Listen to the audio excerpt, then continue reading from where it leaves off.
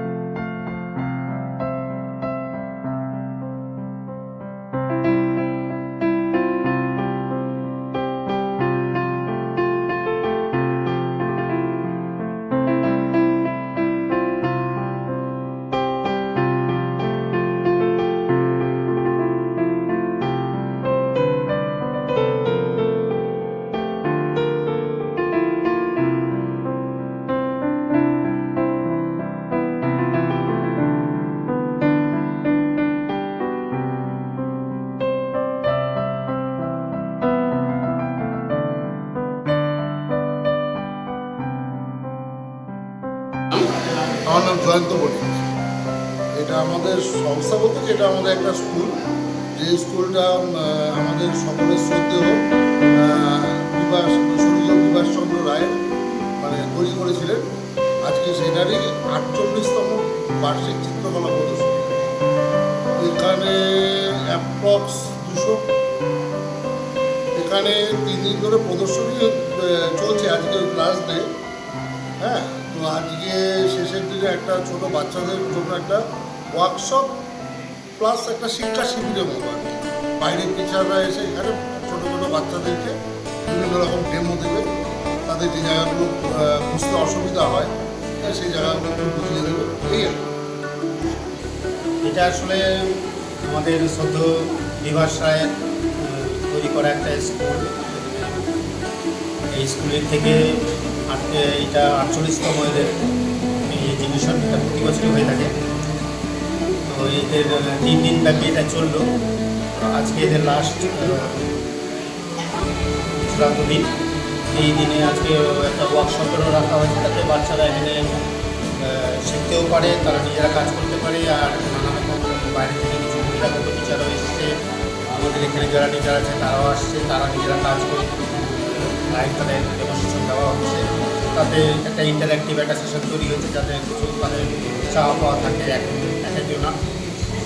অনেকেই নানান রকম টিচারের থেকে শেখে, কিন্তু এখানে যৌথভাবে তাদের একটা শেখারও প্রবণতা পাচ্ছে। আমার তো খুবই ভালো লাগছে এটা, আর বাচ্চারা খুব এক্সাইটেড ব্যাপারে। তাতে ওদেরও একটু তাদের ছবি আঁকার মাত্রাটা আরও বাড়বে আশা করি। প্রায় 40 জনের মতো হবে, যারা নানান জায়গা থেকে এসেছে জলপাইগুড়ি। কিছু শিলিগুড়ির আর্টিস্টরাও আছে যারা এসে ওদের দেখাচ্ছে, আমরাও দেখালাম। যারা তারা খুব আগ্রহের সাথে তারা শিখছে নানান রকম কাজ, pastel, water colour, light portrait, নানান রকম